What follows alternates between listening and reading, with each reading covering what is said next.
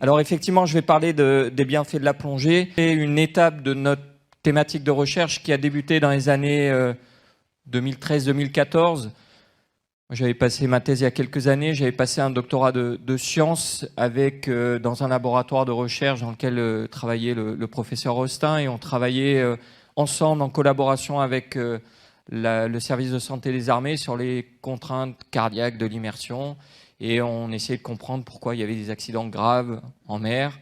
Et on essayait de proposer des actions de prévention. On était très fiers de nos résultats. Et puis sans arrêt, quand on faisait des conférences, on venait nous taper dessus en nous disant « Écoute, ok, il y a quelques accidents graves, mais moi je fais de la plongée parce que régulièrement, quand je fais de la plongée, je me sens beaucoup mieux. Je dors mieux, je gère mieux mon stress, je gère mieux l'imprévu. Donc essayez un peu de regarder pourquoi ça marche. Et essayer de le démontrer scientifiquement, ça serait peut-être beaucoup plus intéressant que de terroriser tout le monde sur une accidentologie qui est très faible. Alors effectivement, on a cette idée, on se dit « ouais, c'est intéressant, peut-être qu'on pourrait regarder des plongeurs lambda » et on lance une première étude qui s'appelle Dive Stress, qui s'adresse à des plongeurs lambda. Donc on s'adresse à Marseille, à l'UCPA, qui a 2 centres. Un centre qui est dans une magnifique calanque, qui est à Niolon, que certains d'entre vous connaissent, dans lequel il y a des plongeurs qui viennent régulièrement se former ou plonger sur plusieurs jours. Généralement, c'est des stages d'une semaine. On s'est dit, on va regarder un petit peu avec des questionnaires. Est-ce qu'ils ont un niveau de stress lié à leur vie quotidienne, vie familiale, vie professionnelle?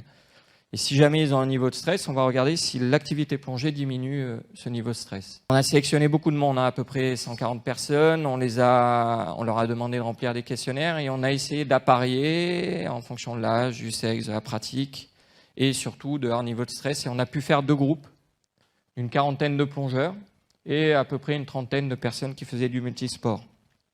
On les a évalués avant, on les a évalués juste après, et surtout, vous avez compris, ce qui nous intéressait, c'était de voir est-ce qu'il y a un effet rémanent plusieurs semaines après. On les a donc évalués 1 mois après. Toute cette évaluation psychologique a été faite par nos collègues de l'Institut de recherche biomédicale des armées, qui sont spécialisés dans toutes les pathologies du stress, et notamment le professeur Marion Trousselard, qui est expert dans ce domaine. Les résultats, ils sont spectaculaires. On voit clairement une diminution du niveau de stress sur les 2 populations, mais par contre, cette diminution, elle est beaucoup plus marquée dans le groupe plongé. Alors, ça fait l'objet d'une publication. Et si, entre guillemets, on n'a rien inventé, on a fait simplement que démontrer ce qui nous était rapporté depuis des décennies par les plongeurs, c'est une des premières publications dans le sport santé, et c'est la première publication sur la plongée, sur les bienfaits de la plongée, sur les pathologies, sur le stress vie quotidienne, où on montre clairement on va améliorer la qualité du sommeil, diminuer le stress perçu, améliorer le bien-être. Et puis, on rencontre Vincent Meurice, qui est un moniteur de plongée, qui est sophrologue, qui nous dit, mais tu sais, nous, souvent, quand on a des gens un peu stressés, qu'on amène plonger, on aime bien leur faire des techniques de relaxation fondées sur les techniques de contrôle respiratoire.